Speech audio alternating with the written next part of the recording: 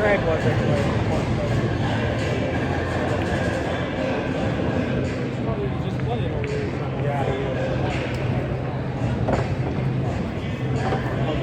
I knew I saw him sitting somewhere there.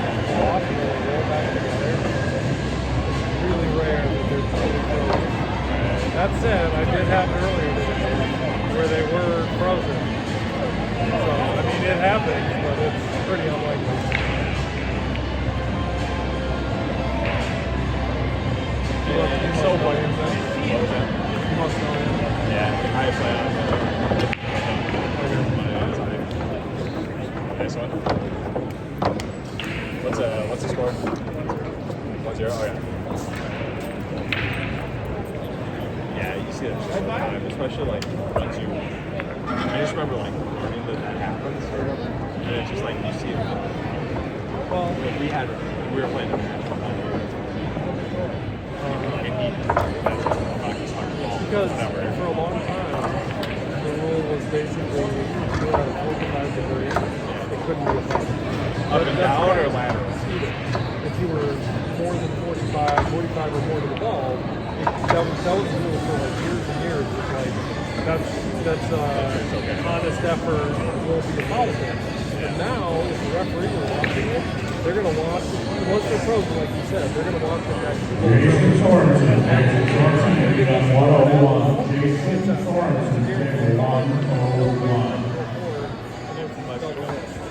And so it changed.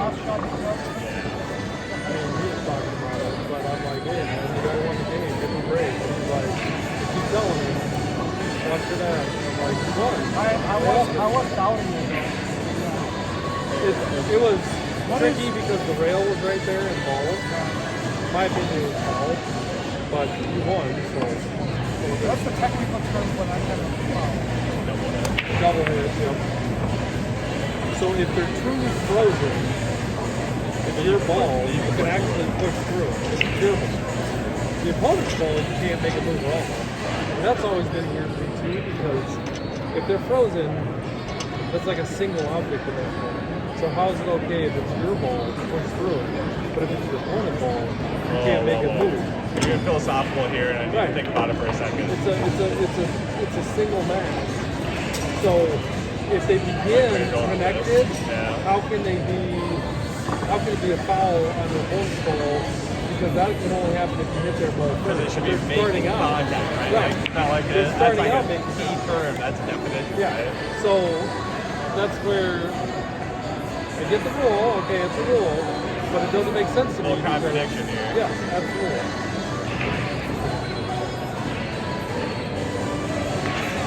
That's great. You know what I mean? No, I know exactly. Right? I know exactly. Yeah.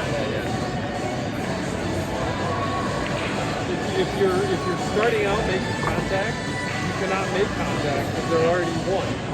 You're not touching it. You're not hitting it. You're not hitting it because it's already touched. Exactly. Yeah. You'd have to separate and then come back together for it to be an illegal foul. And you can't do that. I mean, you could do that, but you're not going to. And then but that's the thing. It's a difference between saying, oh, well, if it's your ball, it's okay. Right. You can't double it. You can push through it. It makes less sense. Yeah. Like, how is it okay in one case? Like, that's the correct ruling, but only when it's your ball? And it is fine. It feels right, though, right? Like, intuitively, that feels like it kind of... And maybe that's when I came up with it. Yeah. But from a science perspective, it doesn't make sense. Yeah. And it is what it is. But, because I've 100% never thought about it like that, but you are right. But, yeah, like, for...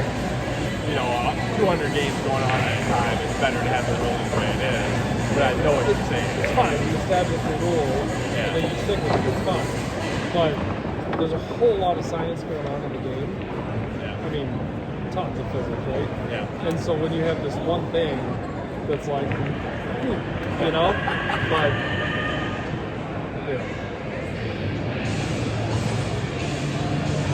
So it really comes down to how exactly does the rule read of what's a foul when you hit another opponent's ball, right? Is it pausing? Because if it's pausing an opponent's ball to move before it causes your ball to move, then it's okay. So if you're frozen to an opponent's ball, you have to go a different direction. Yeah. Like you have to go pick off the rail. It depends on how the rule reads, right? Because if the rule is do you make an opponent's ball move before you make your ball move, then that doesn't. Then it still holds, right?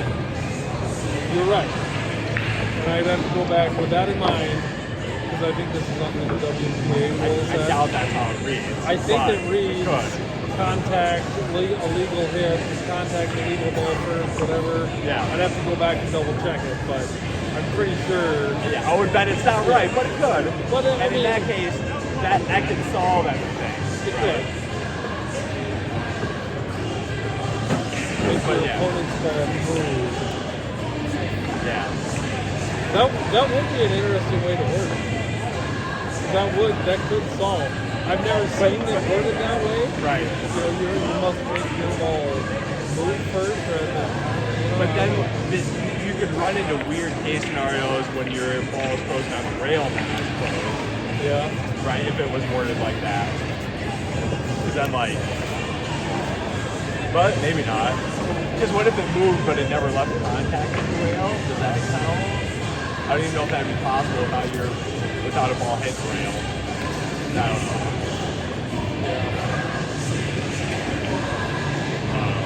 Get into the weeds, but yeah. We're gonna see it. Honestly, it's keeping the line more. I'd love to see a tournament where there were just no pros on all the lights, you know. But I get it. It's time consuming. Shots and all that. See, I would love to do this scale on analyzing that I do what Oh, for sure. it's so helpful, especially in these types of situations. Because like different things will happen, or you'll do different things. That's because we fixate on the shots we miss and pull on more than the ones we miss. If you get done with a day like this, you might think back to like one shot you made, you're like, man, good shot. You're way more focused on the ones you missed. Right. Like, God, I can't believe I kicked that too. And God, why did I leave that shot? I would have been out. And specifically the ones where you don't get another shot at the table, right? Absolutely. It's like you can miss all day, but you still wouldn't do think about Like, it. oh, that was such an easy safety. How did I leave it through? You know, whatever. Yeah.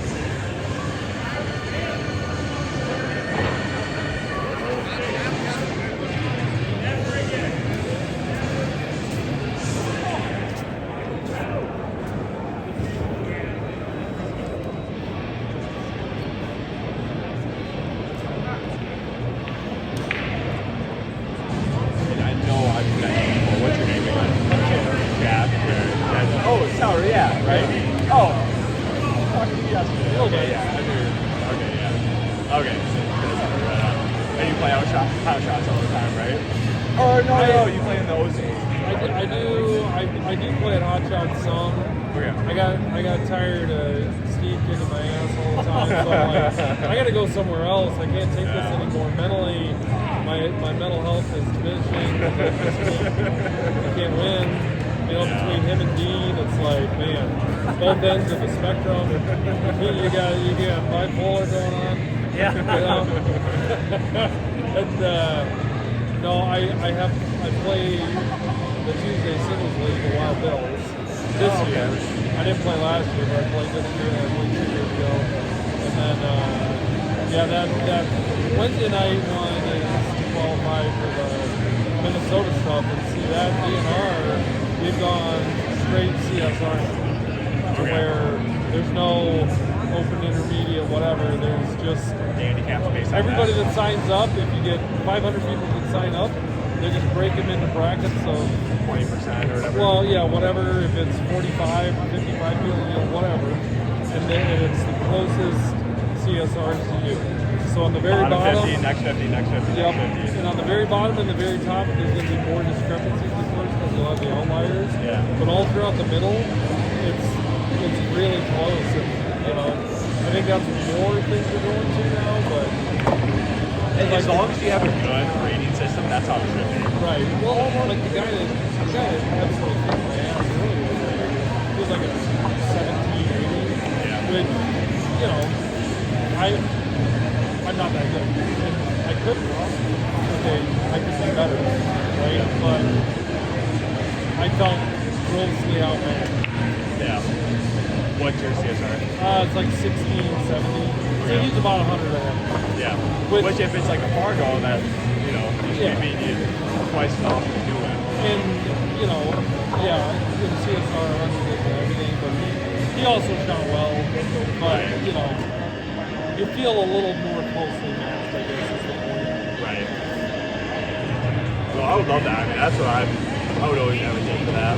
Well, that fall classic they do in Waterloo. Yeah. In October. Oh, they do that on CSR, don't they? CSR too. I did that one last fall, and I really enjoyed it. But again, no match I played did I feel like I was outmatched, nor did I feel like I was just completely above my opponent. It felt like it was really good competition. And at the end of the day, that's really what I want. That's the best experience for everyone involved. Well, yeah, because if you go and you play somebody, like I play a guy that this is his first year in the coach, and he had the jitters, but he was also, and it's fine. You're like, all right, good luck the rest of the day, but it doesn't feel rewarding. Right. You get done with it, you're like, okay, that was basically a bye. You know? Hey, what's up, man? How you doing? Oh, yeah? I'm waiting for a 7 o'clock. It's now, oh, I got to see it. Yeah. Well, I got the message earlier. Put me on the waiting side. I got another steamroll by the way. You gotta set the clock back in there. Aqui o White Fruit, não. Sobre a sua Table 4. Table beer. Luck. Yeah.